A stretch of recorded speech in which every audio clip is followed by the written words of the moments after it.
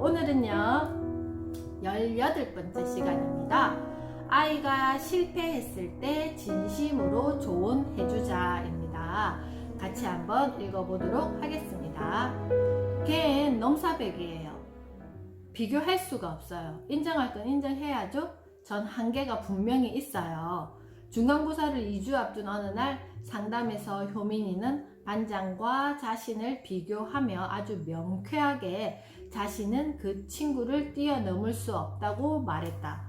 그러고 나서 한 달 후 효민이를 다시 만났다. 축하해, 드디어 한 단계 올랐네. 선생님은 내가 해낼 줄 알았어. 간절히 바라며 온 우주가 그 기운을 알아차려 도와준다는 소설 연금술사에 나온 말이 기억나네. 하지만 효민이는 바닥을 내려다보며 말했다. 그럼 뭘 해요? 반장이 다시 치고 올라올 텐데요. 아이의 불안한 마음을 달래는 엄마의 말. 선생님 들으셨죠? 제가 매번 저래요. 엄마는 효민이의 자신감 부족이 안타깝다고 했다. 효민이가 자주 쓰는 말은 넘사벽 아시죠? 넘을 수 없는 4차원의 벽과 한계다. 내가 넘을 수 없는 한계를 이야기합니다. 엄마는 가장 싫어하는 말이지만 효민이는 가장 자주 쓴다. 자, 엄마는 가장 싫어하는 말인데 효민이는 가장 자주 쓴다는 것은 이 말 때문에 엄마랑 효민이는 분명히 부딪히는 그 지점이 많이 생긴다라는 거겠죠. 엄마는 심지어 효민이 앞에서 얘가 이래요, 쟤가 저래요, 쟤 한계예요 라고 말했다. 짐작되시죠? 효민이는 불안한 아이다. 미국에서 학교를 다니다 한국으로 돌아와 중학교 3학년으로 편입을 했다.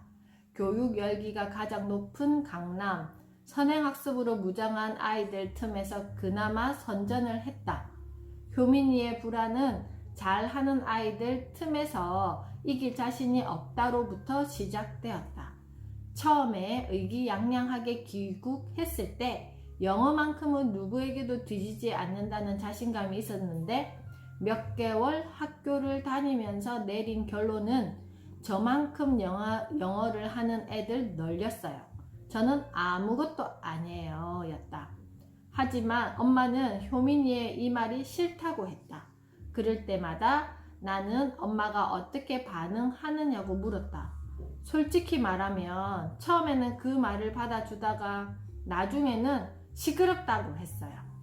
엄마의 가장 큰 고민은 효민이가 자신의 꿈인 명문대학 진학을 부정하며 아무래도 나는 못 갈 것 같아 라고 자주 말한다는 사실이었다.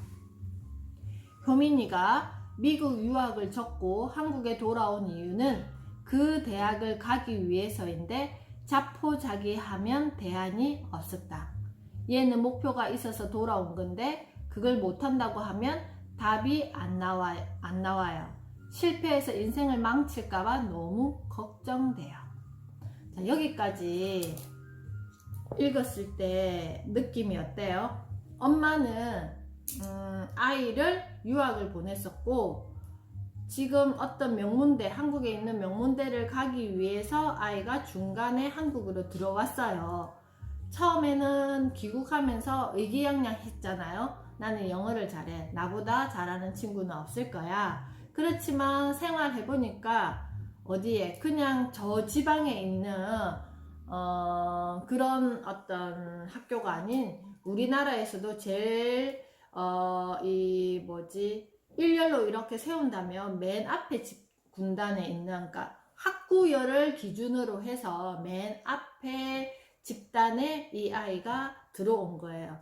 자, 그랬을 때 엄마도 아이를 유학 보내면서 그리고 한국에 데리고 들어오면서 아이도 어땠어요? 유학 가서 그리고 한국에 들어왔을 때는 그 앞에 군단에서도 내가 그 앞에 설 수 있다는 기준을 두고 있었잖아요.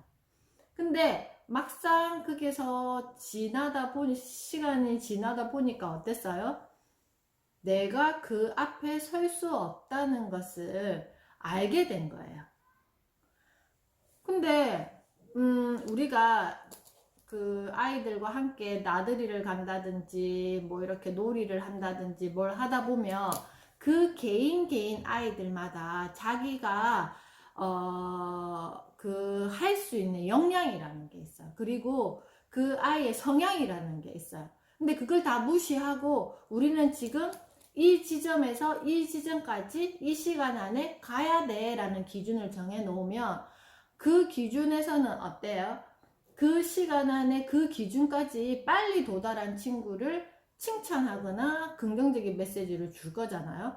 똑같은 조건을 줬는데 너는 왜 여기까지 오지 못해? 라고 이야기를 할 거잖아요. 그랬을 때 아이는 어떤 기준에 갇혀버리는 거예요?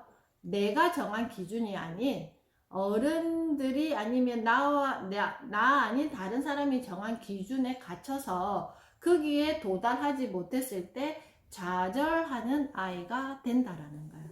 여기서도 마찬가지. 너는 영어를 조금 잘할 수 있을 거야. 그렇지만 한국에서 배우는 교육 과정에 특히 한국에서 제일 학구열 기준으로 따져서 제일 높은 이 군단에서는 너도 힘들 수가 있을 거야. 그렇지만 너의 어떤 스텝대로 너가 스트레스 받지 않게 조금씩 한번 너의 역량을 펼쳐봐 라는 엄마의 마음이 있었더라면 아이가 넘사벽이라는 말을 이렇게 많이 사용했을까요?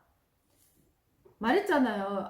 아까 엄마가 188페이지 밑에 솔직히 말하면 처음에는 그 말을 받아주다가 나중에는 시끄럽다고 했어요. 그죠?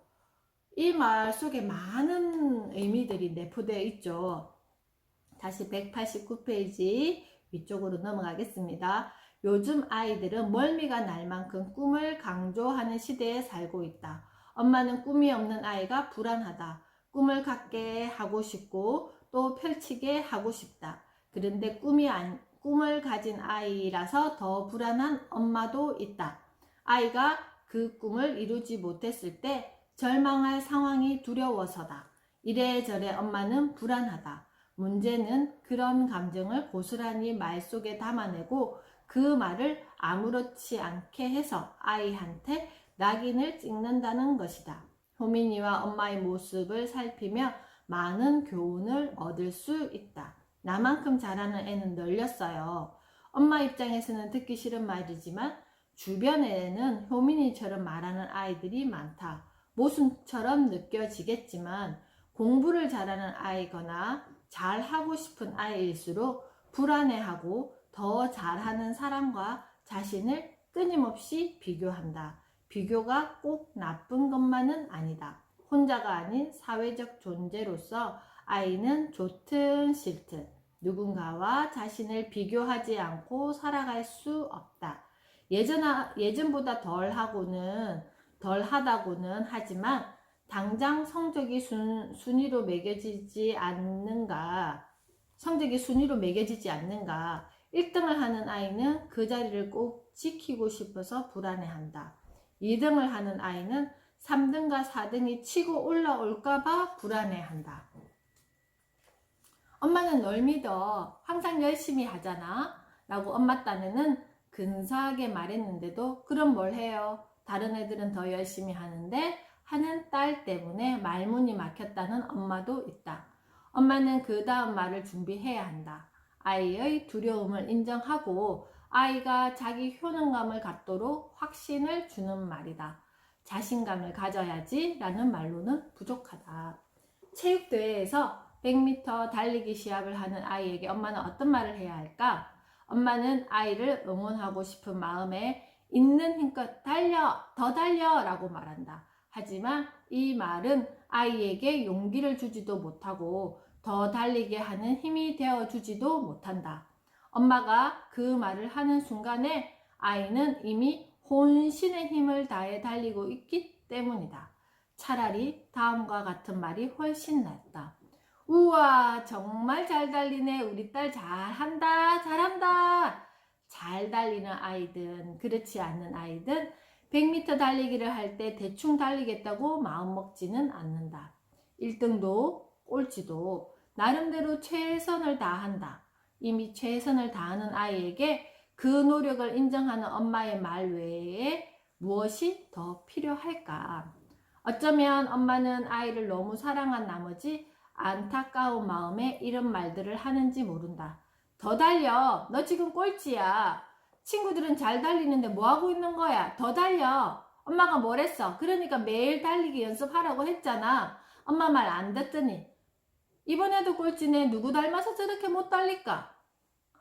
잘 달리고 싶고 1등을 하고 싶은 아이의 마음을 알아주는 것부터 접근하면 된다. 엄마는 아이의 마음을 알기에 속상하고 그 마음에 엄마의 염원이 더해져 모진 말을 하는 것이다. 시도를 격려하고 실패를 두려워하지 않게 하며 노력의 가치를 믿는 아이가 되도록 하려면 엄마는 어떤 말을 해야 할까? 자, 우리는 어떤 말을 해야 할까요? 아이에게 나들이를 나가서 산책하는 길에 천천히 내 스텝대로 걸어오고 싶은 친구가 있고, 그리고 나들이 나가서 산책할 때 내어 달리고 싶은 친구가 있어요. 그랬을 때 어때요? 천천히 걷고 싶은 친구는 그 어떤 것들을 자기가 담고 싶어서 천천히 걷고 싶은 거잖아요. 그리고 내어 달리고 싶은 친구는 에너지가 많기 때문에 내어 달리고 싶다라는 거예요. 자, 아까 우리 태희 엄마가 오늘 봉화대까지 3시간, 왕복 3시간에서 걸어서 갔다가 여기 산에까지 올라가셨는데요. 저는 제 체력은, 저의 에너지는 여기서 걸어서 거기까지 가서 그리고 봉화대까지 갔다 오면 아마 이 시간에 이렇게 녹초가 되어 있을까요? 제가 저의 체력을 알잖아요. 근데 태희 엄마만큼 제가 매일 꾸준히 이렇게 체력을 이렇게 만들어 놓지 못했다라는 거예요. 근데 똑같은 기준을 두고 너도 거기까지 올라갔어야지 라고 이렇게 저한테 질책을 하면 저는 그 다음에 다시 그래 맞아 나는 이렇게 올라가야지 이렇게 하면서 올라갈 수 있겠어요? 각자가 가지고 있는 에너지와 각자가 가지고 있는 이런 것들이 다 달라. 그래서 그 사람에게 맞는, 만약에 저는 그냥 차를 타고 가서 거기 밑에 주차를 시켜놓고 천천히 아주 느린 걸음으로 약수터까지 왔다 갔다 하면 1시간 정도 걸려요. 그런 체력을 갖고 있는 제가 이 3시간을 이렇게 갔다 오는 기준으로 이렇게 한다면 다음날 또 가자 그러면 산을 쳐다보기도 싫지 않겠어요, 그죠? 그래서 그렇지만 3시간에 이렇게 그뜬히 다녀오신 우리 태희 엄마 같은 경우에는 내일도 또 에너지가 또 그렇게 충전되고 하니까 또 가실 수 있단 말이에요. 이런 것처럼 아이들도 어떤 학습에 있어서 또 어떤 그 학교의 어떤 집단이나 유치원의 어떤 집단 속에서 내가 이렇게 소속되어 있을 때 그 하나하나의 자기의 어떤 가치가 다 있단 말이에요. 그래서 그것만큼 이렇게 얼마만큼 할 수 있게 여기서 얼만큼 해줘야지 여기서 조금 더 점핑할 수 있을까? 여기서 뭘 도와주면 아이가 얼만큼 더 또 점핑할 수 있을까에 대한 기준을 잘 잡아 주셔야 되는 거지. 그냥 아예 처음부터 이만큼 기준을 더 넣고 너는 이제 듣다가 나중에 시끄러워로 일관해버리면 아이의 마음은 어차피 내가 아무리 노력해도 여기까지 갔어도 만족하지 못하고 또 어차피 이 친구들이 치고 올라올 건데 라는 좌절감을 먼저 배운다 라는 겁니다. 아이를 일으키어 세우는 엄마의 말, 괜찮아 잘할 수 있어, 일진이었던 여고생의 마음을 붙잡아준 말이었다. 인성교육진흥법이 국회에서 통과될 즈음 제1회 국회의장배 스피치 대회에서 장원으로 입상한 여고생은 전학을 간 학교에서 이런 말을 처음으로 들었고 형편없다고 느꼈던 자신에 대해 돌아보며 학창시절을 바로잡는 계기가 되었다고 했다. 실패라고 생각했던 인생을 위로하고 뒤늦게나마 앞으로 나아가게 했던 말, 괜찮아 잘할 수 있어 였다. 평범해 보이는 사실, 평범해 보이지만 사실 이 말은 큰 의미를 지니고 있다. 이 말은 아이의 자기 효능감 올리기로 연결이 된다. 자기 효능감은 넘사벽이라는 단순한 부러움과 포기를 극복하게 하며 나도 할 수 있다라는 자신감을 불어넣는다. 잘할 수 있어는 나를 긍정적으로 바라볼 거야 라는 자기 확신으로 귀결된다. 자기 효능감과 자기 확신은 실패를 받아들이고 실수를 인정하며 좌절 앞에서 위협당하기보다 걱정은 되지만 도전과 시도를 가능하게 한다. 1등이 늘 1등일 수 없다는 아이의 불안감을 엄마가 제거해 줄 수는 없다. 불안감은 누구나 가진 감정이다. 하지만 아이가 불안감을 우울이나 좌절로 가져가지 않고 그럴 수도 있다고 인정하며 괜찮아. 그동안 잘했잖아. 라는 안도감을 갖게 엄마는 도와줄 수 있다. 별 수 없어. 라는 실패감에 사로잡힌 아이와 나는 할 수 있어. 라는 도전의식을 가진 아이가 삶에 보이는 태도는 당연히 다르다. 우리 딸 넘어졌구나. 일어날 수 있어. 도와줄까? 아이가 넘어진 상황을 두려워하지 않도록 곁에서 엄마가 도와줄 수 있음을 하지만 스스로 일어날 수 있다는 메시지를 담은 이 말이 지금까지 아이를 키웠지 않은가? 엄마는 아이를 격려하고 지지하는 말로 실패에 대한 두려움을 다독여 줘야 한다. 공부하기 힘들지. 그래도 오래 앉아서 꾸준히 하고 있구나. 성적이 떨어질까봐 두렵구나. 하지만 누구에게나 두려움은 있어. 잘하고 싶을수록 두려움이 클 수 있어. 어느 날 실패했다고 아이가 좌절하는 모습을 보이면 엄마도 속상하겠지만 정말 진심을 담아 따뜻하게 말해주면 된다. 온 마음을 다해 조언해주는 엄마의 말로 인해 아이는 상황에 대처하는 문제 해결력을 키우고 다시 앞으로 나아갈 힘을 얻는다. 내가 그동안 열심히 한 만큼 성장했을 거야.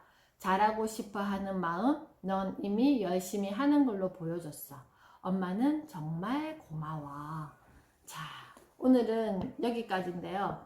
자, 어떤 마음을 내어야 될까? 내가 당장 아이의 어떤 결과, 그리고 아이가 하는 이런 조각 같은 어떤 일상들, 뭐 학습지를 한다든지, 뭔가 문제집을 푼다든지, 이런 것들, 조각 같은 일상에 그리고 성적을 받아와서 내가 어떤 기준에, 아이가 어떤 기준에 이렇게 줄 서 있다든지 이런 걸 가지고 내가 아이에게 감정적으로 대하는 게 아니라 쭉 펼쳐놓고 이 상황에서 이 아이에게는 어떤 말을 해주었을 때 큰 어떤 힘이 되어 아이가 일어날 수 있을까?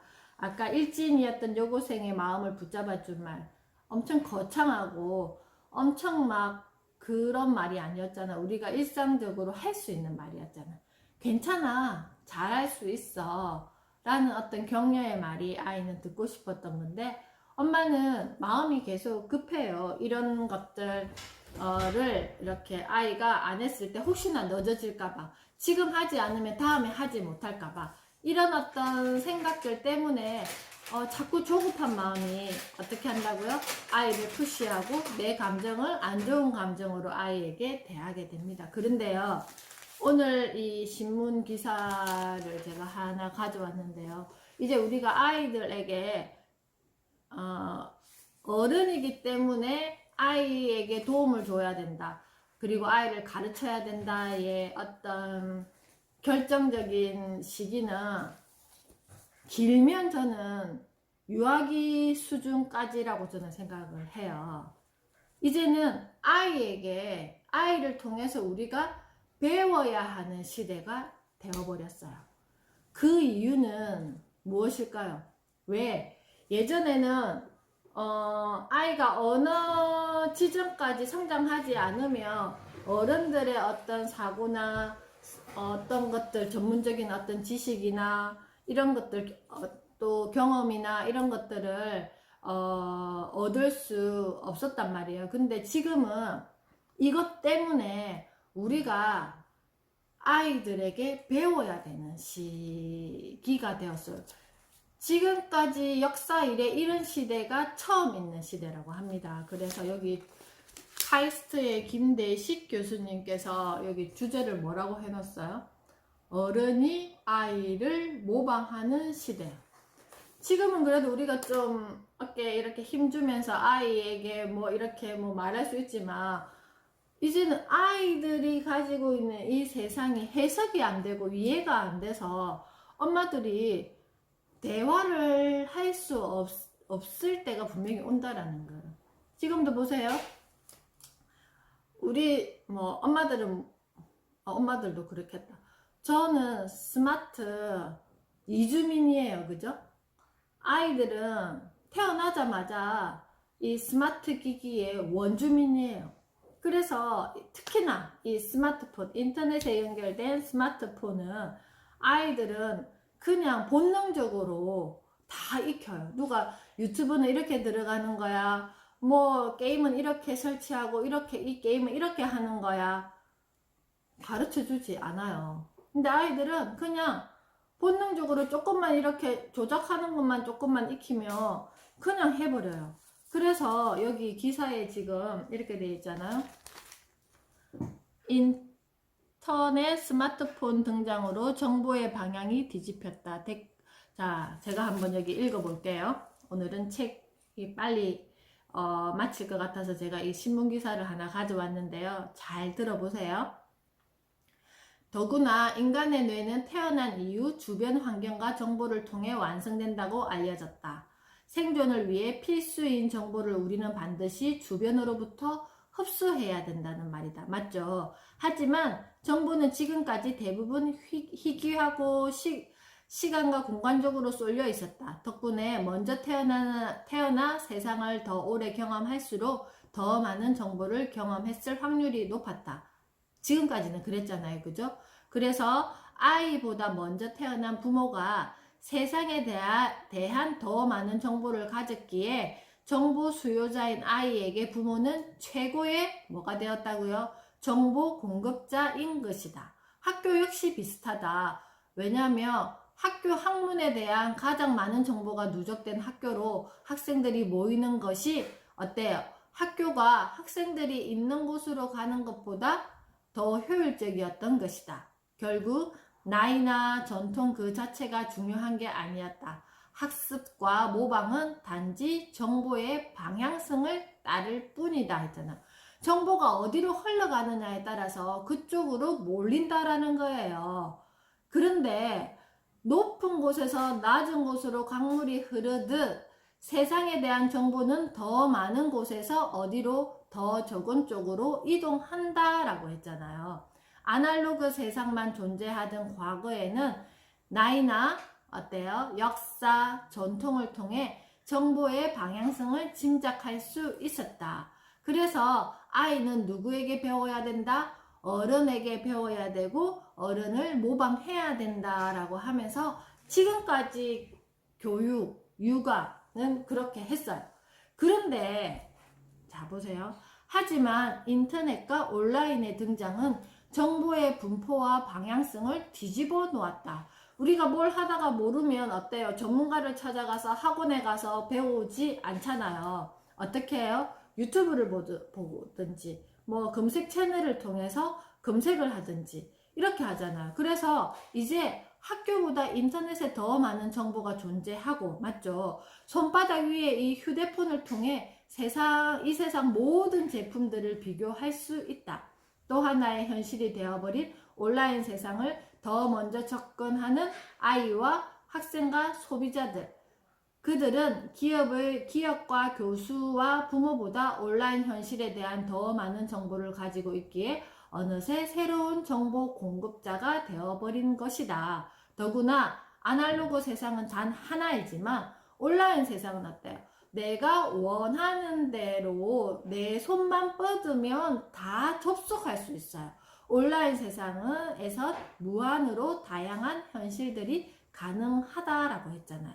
그만큼 더 다양하고 역동적인 정보의 방향성들이 보편화될 21세기 미래 사회. 이제 아이와 어른, 학생과 교수 그리고 소비자와 기업 모두 동시에 모방하면서 어떻게 한다고요? 배우고 가르치면서 롤 모델이 되어야 하는 정보의 양면 방향성 세상에서 살게 될 수도 있다는 말이다 그랬어요.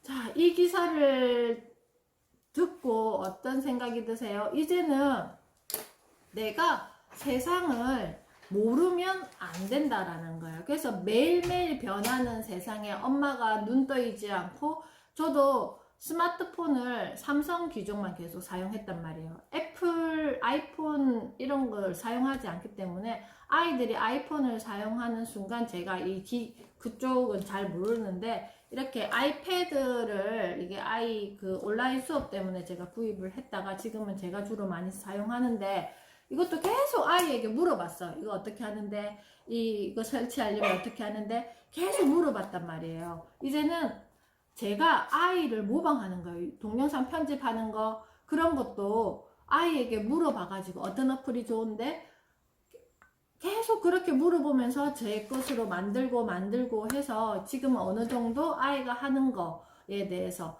그리고 게임 하지마, 너 핸드폰 하지마, 그런다고 뭔가 해결이 될까? 지금 유아기까지는 그게 어느 정도 제어가 되지만, 나중에 초등학생이 되고 중학생, 고등학생이 되면 그 비번을 얼마나 철저하게 걸어놓는데요. 들어가 보지도 못해요. 그렇기 때문에 매일 내가 아이와 대화를 하기 위해서 이 연휴 동안에 저희 조카들하고 저희 작은아이가 무슨 어몽어스 게임을 하더라고. 근데 제가 검색해보니까 그게 청소년 사용 불가예요. 근데 얘들이 그걸 어떻게 설치할 수 있는지 제가 검색을 해가지고 계속 찾아봤단 말이에요.